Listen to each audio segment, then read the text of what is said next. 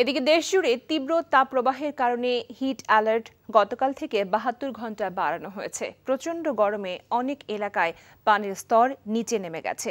অনেক স্থানে খরায় ফসলি মাঠ ফেটে চৌচির হয়ে গেছে।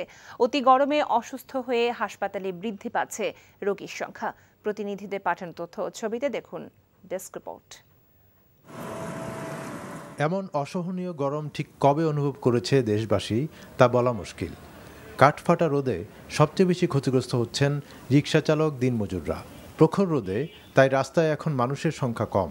অনেকটা ঈদের ছুটির মতো ফাঁকা রাস্তা মনে হলেও এই নীরবতা সুখকর নয়।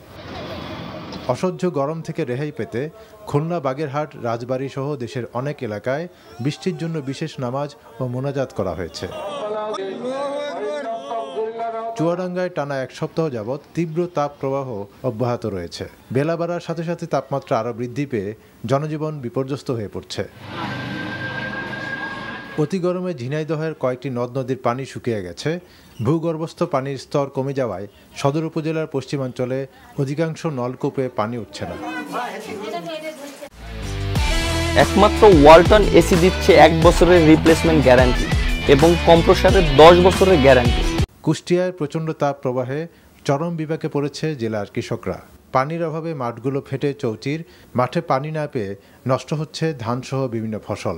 এত গরম মাঠে, এই মাঠে সকালবেলা আসি লাগিয়েছি, এই 9টা 10টা বাজতে মাঠে দৌড় মারা লাগছে। মাঠে চরম গরম, ধান কাটা খুবই অসুবিধা। তারপরে আবাদ করব, মাঠে তো আপনার পানি নাই। প্রতিদিনই তাপমাত্রাজনিত রোগে আক্রান্ত হয়ে কুমিল্লা মেডিকেল কলেজ হাসপাতালে ভর্তি করা হচ্ছে শিশুদের। শিশু ওয়ার্ডে ধারণ ক্ষমতার 3 গুণ বেশি শিশু চিকিৎসা নিচ্ছে।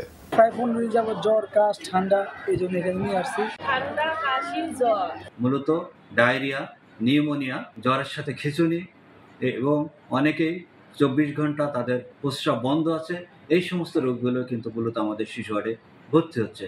চলমান তাপ প্রবাহে শঙ্কায় পড়েছেন নাটোরের পোলট্রি খামারিরা। অতি গরমে মারা যাচ্ছে খামারের মুরগিও। আহমেদ শরীফ, NTV নিউজ ডেস্ক।